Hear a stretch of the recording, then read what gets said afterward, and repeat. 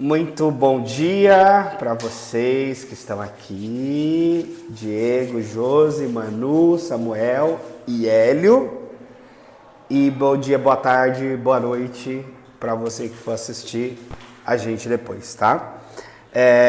Eu quero começar com uma oração e logo já dar a introdução para a nossa aula.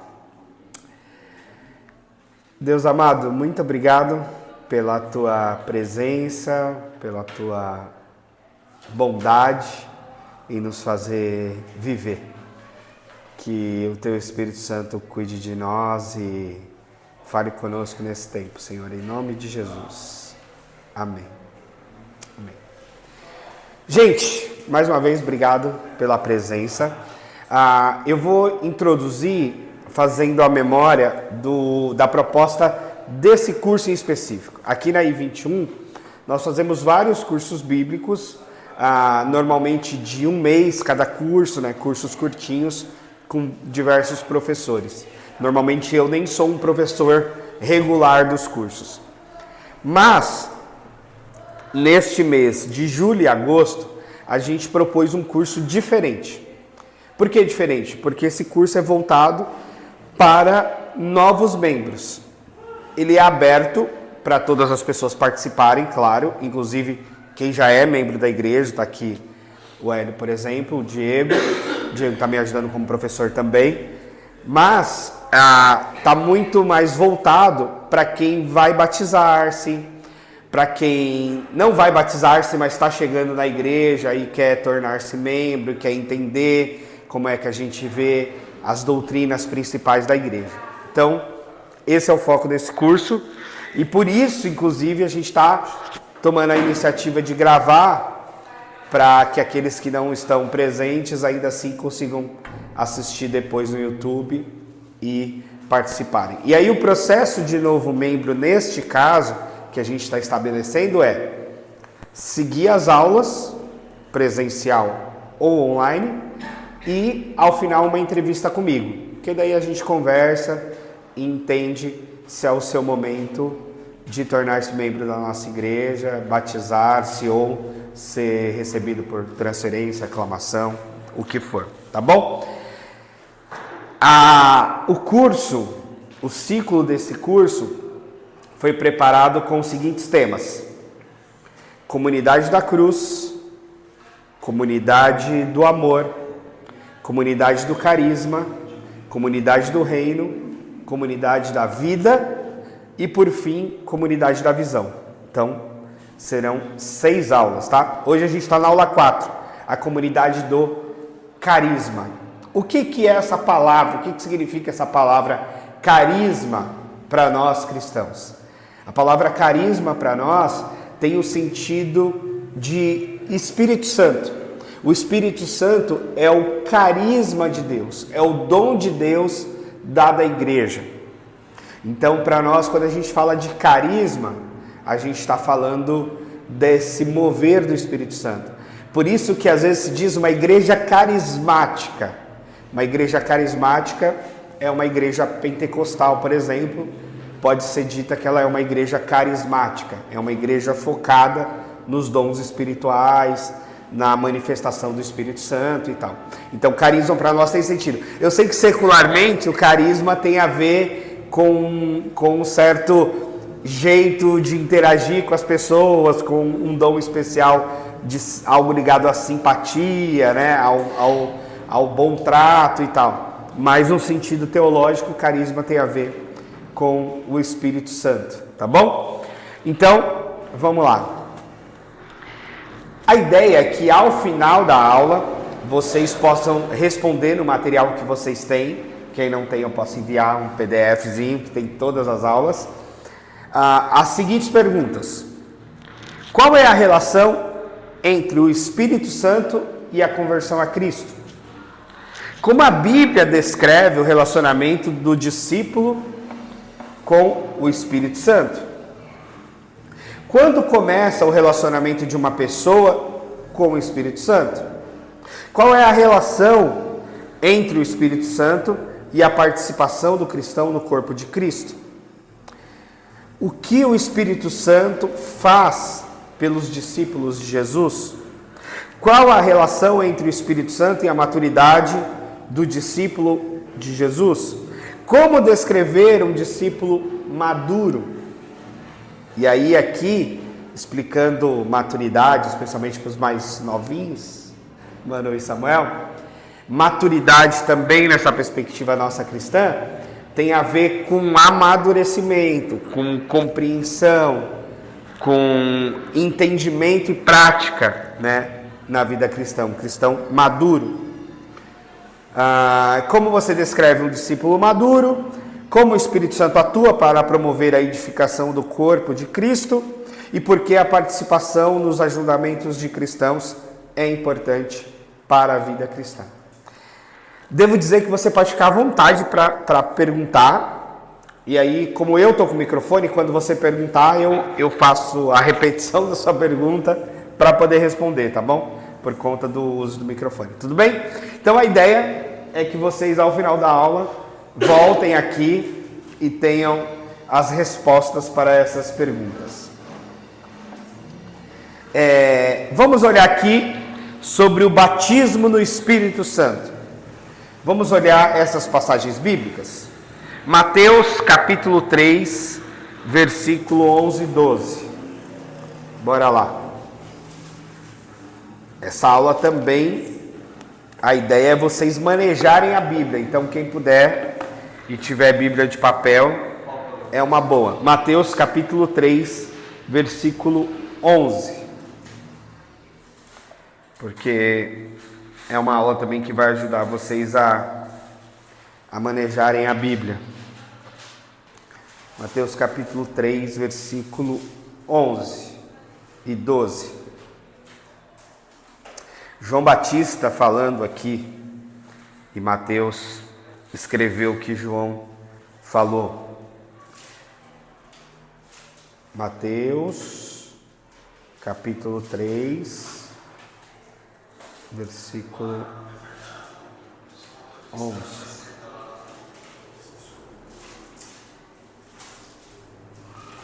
Acharam? Samuel achou, Manu achou. Que ajuda, Manu? Ajuda ela aí, Jesus, por favor, o Diego.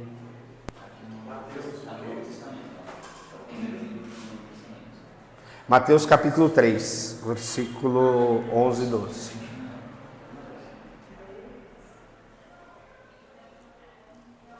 Capítulo tem um número grandão, o versículo é um número pequenininho.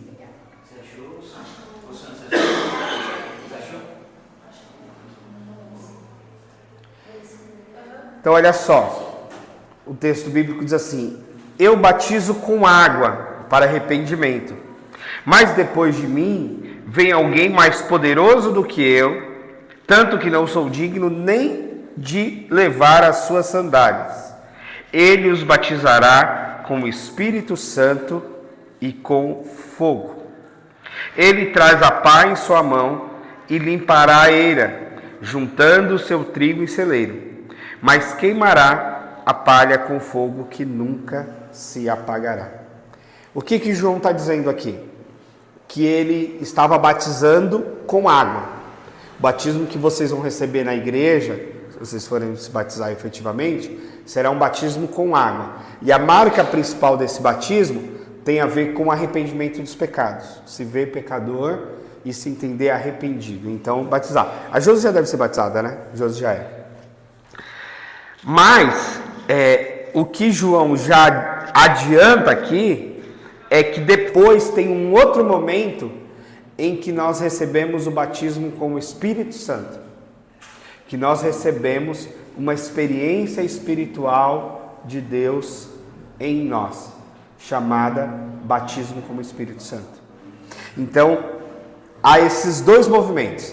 Há um movimento que a gente vê e que a gente experiencia fora de nós, que é o batismo nas águas. Todo mundo vê, a igreja vê, e isso é um momento muito especial e marcante. Mas tem uma coisa que acontece dentro de nós, que é o batismo com o Espírito Santo. E esse, na verdade, é o principal. O que a gente faz fora é um ato importante, mas o que acontece dentro é o que é efetivamente para a nossa salvação. É essa experiência com o Espírito Santo. Então, eu vou... Claro, Hélio, por favor. É assim, né? Eu sou aqueles antigos, né? Sim. Na época que eu me converti, eu me lembro que a Igreja Batista sempre teve essa coisa de bater na doutrina da salvação. Então, por exemplo, quando você é salvo, hoje eu não concordo muito com essa história de que uma vez salvo, salvo para sempre. O cara faz o que ele quer e continua salvo. Acho que isso é um papo para uma outra discussão. Mas assim, uma coisa que eles enfatizavam muito é que no ato de aceitação de Jesus como Senhor e Salvador e no arrependimento, porque o arrependimento dos pecados não acontece no ato do batismo. O batismo é um símbolo, tanto é que tem igreja que batiza por aspersão, tem igreja que acho que nem batiza, né? E aí, porque o batismo é uma outra coisa, é que nem participar de ceia. Não é uma doutrina fundamental que está ligada com a salvação. Até porque eu acho que a vida da gente é que vai dizer se a gente é de Deus mesmo ou não. Mas assim, tinha essa ideia, né? E agora você lendo esses dois textos e falando, né? Parece-me que tem uma segunda experiência. Seria isso? Boa, acho que essa é uma grande questão, uma questão interessante, porque existem duas perspectivas.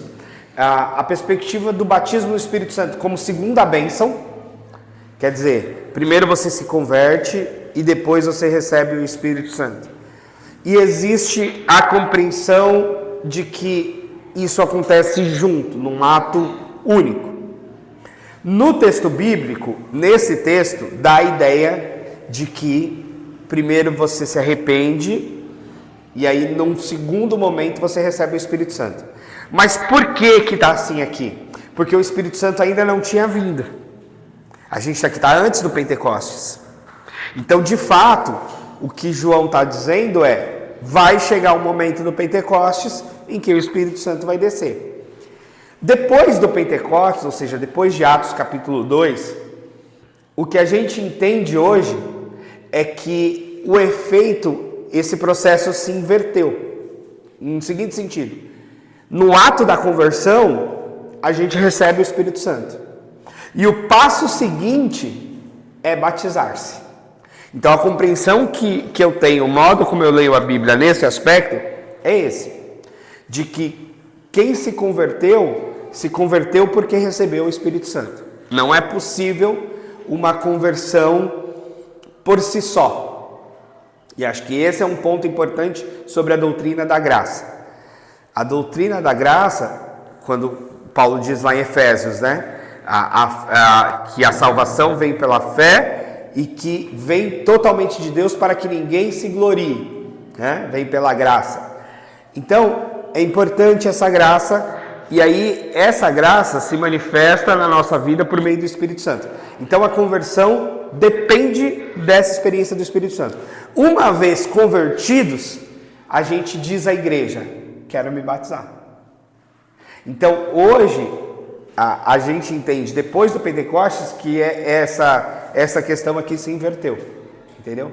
Então, hoje, eu tenho a preocupação, inclusive, como pastor, de só batizar quem o Espírito Santo já batizou. No sentido de que quem batiza é o Espírito Santo. O que eu faço ali nas águas é a confirmação pública dessa experiência de cada um, entendeu? Então é essa a ideia. Embora a gente não consiga saber nada. Exato. A gente infere. Um monte de gente foi batizado, foi da igreja. Sim. Depois saiu, mais xingou todo mundo. Exato. Então assim, a gente infere pelo fruto, pela confissão da pessoa, mas de fato, a certeza só Deus tem, né? Quem tem o livro da vida nas mãos é o Senhor, né? Agora, a gente lida dessa forma. Então, entendendo, por exemplo, Manu e Samuel, que vocês receberam já o Espírito Santo, é mediante essa convicção que eu posso batizar você nas águas. Se não houver essa convicção, a gente vai dizer não, porque eu não posso batizar quem Deus ainda não batizou. Entendeu? Então é essa a ideia, né? Vocês receberem. Agora, se vocês se converteram, significa que vocês receberam o Espírito Santo. Essa é uma diferença doutrinária sobre o Espírito, por exemplo, para os nossos irmãos pentecostais. Os nossos irmãos pentecostais, de alguma forma, eles continuam crendo nessa sequência aqui que o livro de Mateus está colocando. Eles continuam crendo que a escolha da conversão é um movimento da pessoa e que depois o Espírito Santo desce sobre ela e inclusive desce sobre ela com o dom de língua estranha. Então tem essa especificidade inclusive, que o batismo do Espírito Santo vem depois da conversão e vem necessariamente com o dom de língua estranha. Para nós não. Para nós o batismo do Espírito Santo vem no ato da conversão e a manifestação dos dons, ela vai ser variada na vida de cada um. Então, eventualmente alguém pode falar língua estranha, eventualmente alguém pode ter dom de pregar, eventualmente alguém pode ter dom de presidir, eventualmente a pessoa pode ter vários dons, porque esse mesmo Espírito vai se manifestar na vida das pessoas de forma diferente. Por exemplo, Coríntios 12, 1 Coríntios capítulo 12. Só para a gente falar dessas experiências diferentes do Espírito. Isso, 1 Coríntios capítulo 12. É no Novo Testamento, mais lá para o finalzinho da Bíblia. Mais lá para o finalzinho da Bíblia. É a carta do apóstolo Paulo aos irmãos de Corinto. Nós temos 1 Coríntios e 2 Coríntios. Nós vamos ler a 1 Coríntios capítulo 12. É justamente sobre dons espirituais. Deixa eu tomar uma água aqui. Sair um pouco da tela. Para vocês não enjoarem de ver minha cara. Está sem diaconisa. É uns... Sem diáconos. É que a Bíblia diz resistir aos diáconos e eles fugirão de lá. Brincadeira, gente. Acharam, Manu? Samuel achou? 1 Coríntios capítulo 12. E eu vou ler o versículo 12 também. Olha só. Ora, assim como o corpo é uma unidade, embora tenha muitos membros, e todos os membros, mesmo sendo muitos, formam um só corpo, assim também com respeito a Cristo. Pois em um só corpo todos somos batizados em um único Espírito, quer judeus, quer gregos, quer escravos, quer livres. E a todos nós foi dado de beber de um único Espírito.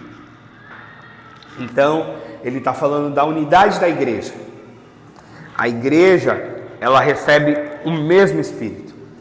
Ela recebe essa porção divina para cada um de nós. Mas, eu quero voltar nesse texto para falar dos dons que eu estava falando antes.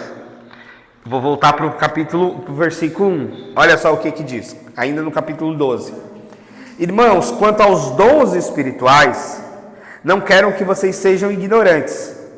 Vocês sabem que quando eram pagãos, de uma forma ou de outra, eram fortemente atraídos e levados para os ídolos mudos.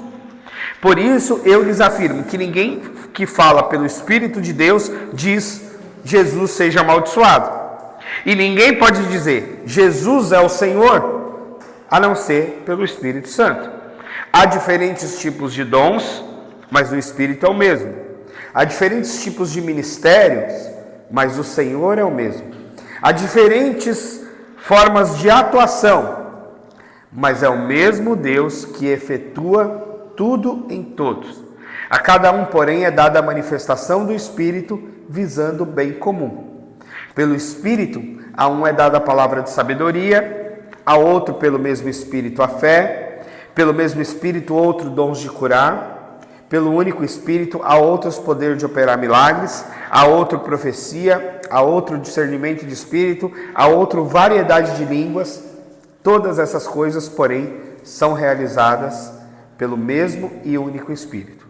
e Ele as distribui individualmente a cada um como quer. Então eu já pulei um pouquinho lá na frente na aula, mas só para explicar essa questão da manifestação variada, né?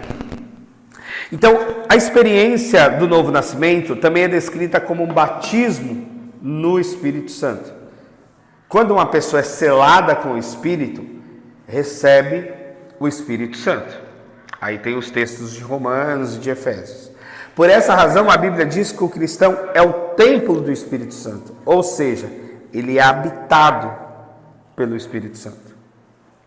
O Espírito, entretanto, habita não apenas o cristão individualmente, mas também todos os cristãos como se fosse uma pessoa somente. Por isso a Bíblia diz, no momento em que somos batizados no Espírito, que somos também integrados ao corpo de Cristo, a unidade mística de todos os discípulos de Cristo. O que significa isso? Significa que quando a gente é batizado, a gente não só se torna membro de uma igreja local. Para a gente se tornar membro de uma igreja local, é o batismo nas águas. Mas quando a gente é batizado no Espírito, automaticamente a gente se torna membro do corpo místico de Cristo. O que é essa maneira de dizer corpo místico de Cristo? É a reunião de todos os salvos ao longo de toda a história. E aí é por isso que vem o nosso entendimento que uma vez salvo, salvo para sempre. Que é a compreensão de que se você recebeu o Espírito Santo e você se tornou parte da igreja, você não vai ser posto para fora dela. Essa é uma compreensão. E aí, abro aqui outra vertente para falar dessas compreensões. Então essa é uma compreensão. Você recebeu o Espírito Santo, você se converteu, você faz parte do corpo espiritual de Cristo, seu nome é escrito no livro da vida e isso não mudará jamais. Essa é uma compreensão. Uma outra compreensão é você se converteu, recebeu o Espírito Santo, tem seu nome escrito no livro da vida, mas quando você peca, imediatamente você é tirado do livro da vida. E aí você pode perder a sua salvação. Não é assim que cremos. É por isso que a gente fala que não se perde a salvação. Ah, mas quem decidiu viver uma vida totalmente na contramão da igreja de Cristo? Provavelmente é porque essa pessoa nunca foi salva. Então não é que ela perdeu a salvação, é que ela nunca teve. Ela nunca se converteu de fato. E aí é a diferença. Pode ser que uma pessoa se torne membro da igreja sem, de fato, ter se convertido. Isso é um risco possível. Não é o ideal, não é o que a gente quer. Mas acontece. Talvez a pessoa na empolgação, ali no afã de se tornar parte da igreja, ou na empolgação de querer se batizar, bom dia, bem-vindos, queira se batizar sem ter se convertido de fato. É possível. E o pastor ou a liderança da igreja não tem a certeza 100%, porque a conversão é uma experiência pessoal. Então eu tenho uma perspectiva mediante a confissão da pessoa e mediante a minha observação da vida dela, naquilo que eu posso ver, eu posso entender sinais de conversão ou não. Mas, de fato, a certeza é ela e Deus. É a convicção da experiência dela e aquilo que só Deus sabe é de como e de se de fato nosso nome está no livro da vida ou não. Mas o que eu tenho plena convicção de que todos nós que de alguma forma vivemos uma experiência espiritual e todos nós que eventualmente pecamos, mas não ficamos confortáveis com o pecado, fazemos imediatamente uma busca por um caminho de volta mediante o nosso pecado, isso é sinal de conversão. Mais uma vez, o sinal de conversão não é a pessoa não pecar nunca mais. O sinal de conversão é a pessoa pecou, ela não se sente confortável. Ela pecou, ela fala, não está certo isso. Ela pecou, ela diz, eu preciso abandonar isso e fazer o caminho de volta para Deus. Então, isso é a conversão. É essa consciência do pecado e uma busca de não viver no pecado, de sempre fazer o caminho de volta para o Senhor, de sempre se arrepender, de sempre prestar atenção em si mesmo e na sua própria vida, nessa perspectiva espiritual. Então, esse é uma manifestação. Ciane. Eu acho assim que para nós humanos, o maior sinal da conversão é exatamente esse reconhecimento do pecado. Porque na mensagem da salvação, não é só falar que Jesus é meu Senhor e Salvador. Na mensagem da salvação está junto o reconhecimento de que nós somos pecadores. E a partir do momento que você reconhece de fato que você é pecador, você vai identificar o pecado quando você estiver praticando, né? Então me assusta muito, e aí eu acho que é um sinal, desculpa, a gente não pode tomar o lugar de juiz, mas, por exemplo, para mim um sinal de que a pessoa não é convertida é exatamente ela não ter a sensibilidade do pecado. Sim. Às vezes você vê uma pessoa fazendo uma coisa absurda, a pessoa às vezes é até um líder religioso, mas, por exemplo, a questão financeira não é pecado, né? Pecado é o outro que mata, o outro que adultera, né? Então, assim, a consciência do pecado e saber o que é pecado, e cada um de nós, na nossa consciência, a gente sabe quando a gente está errado, que é importante para solidificar a nossa salvação, né? Porque a salvação não é uma coisa assim como muitas vezes a gente acha, é um ato. Você vai lá, todo mundo, até o cachorro se fala que Jesus é o Salvador. Essa questão eu acho muito simplista muitas vezes. E aí uma outra coisa, eu acho que a gente tem que ser positivo com a pessoa que se converte. A gente não é do meu... eu não tenho essa autoridade para ficar julgando se o cara se converteu ou não. Que eu tenho que fazer o meu papel, eu tenho que acolher, e você, enquanto pastor, tem que fazer o seu papel de batizar, sim. Não tem que ficar com aquela coisa na consciência, porque o Espírito Santo, né, o vento sopra onde quer, e todos nós somos criaturas de Deus, o diabo não criou nada, e eu acho que existe, se uma pessoa não se converter genuinamente, não significa que ela não vai ter oportunidade de pôr a mão na consciência e falar, puxa vida, eu já sou batizado, já sou antigo aqui dentro da igreja, mas ainda não sou salvo porque não fui convertido. Porque isso é muito pessoal, né? Sim. Nós evangélicos, a gente precisa tomar cuidado para deixar um pouco de ser juiz nas coisas. Então eu acho assim que, principalmente adolescente, é excelente a conversão, porque a criança e o adolescente, eles não têm essa maldade que o adulto tem. Eu me lembro que quando eu me converti, eu fiquei cheio de dúvida, mas será que é isso mesmo? Será que precisa disso, precisa daquilo? E a criança, o adolescente, ele já não tem essa coisa assim que o adulto tem. Então é muito positivo a conversão de adolescentes, eu acho muito legal. Não tem muitas travas, né? A pessoa precisa de minimamente algum autoconhecimento para entender, sentir. A gente é condicionado a racionalizar sempre tudo e a gente pouco se permite sentir. Então eu acho que isso é muito individual, sim, claro, mas precisa de direcionamento, precisa alimentar, precisa ser retroalimentado ali o tempo inteiro. Então estar convivendo com as pessoas, estar inserido no convívio da igreja com pessoas que têm e buscam o mesmo objetivo que você, te alimenta e faz você entender que é um processo. E é que nem o Reinaldo estava falando sobre euforia, né? Você vai por uma intenção eufórica e aí você encontra de fato. Talvez não naquele primeiro momento da euforia, mas quando a euforia passa, você encontra de fato e vê que você condiciona aquilo para que se torne...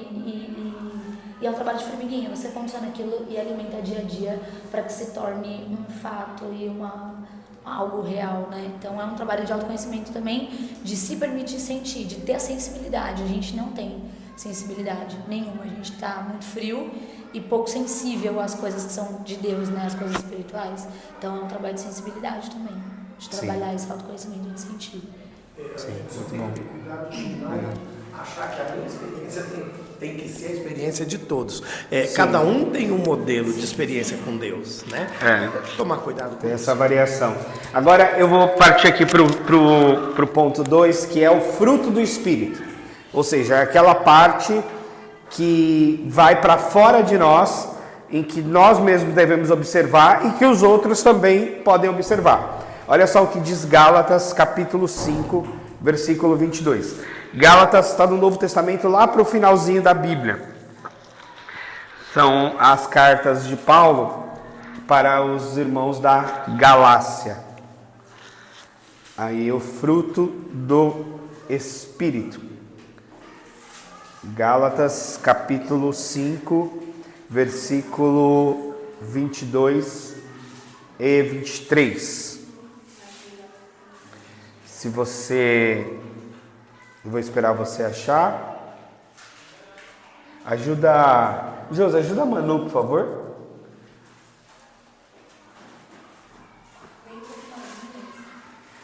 Lembrando que o capítulo, né, é o número grandão e o versículo é o número pequenininho. Sempre vai escrito aqui em cima, tá? Aqui já é o final, tá? Já tá indo no Efésios. Agora você pode voltar. Qual é? Gálatas capítulo 5, versículos 22 e 23.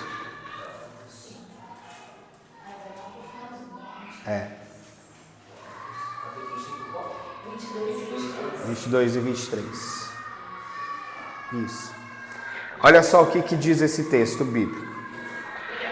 Mas o fruto do Espírito é amor, alegria, paz, paciência, amabilidade, bondade, fidelidade, mansidão e domínio próprio.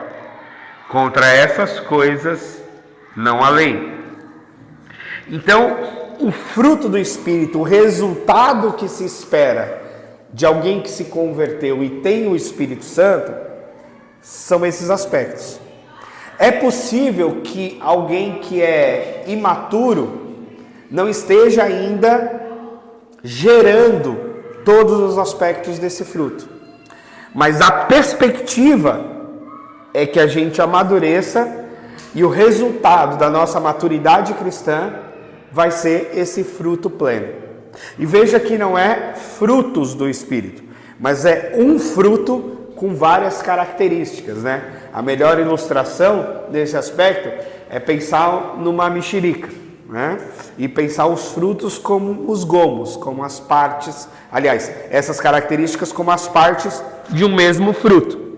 Então, uma parte é o amor, um gomo, né, desse fruto seria o amor, o outro a alegria, o outro a paz, o outro a paciência, o outro a amabilidade, a bondade, a fidelidade, a mansidão e o domínio próprio.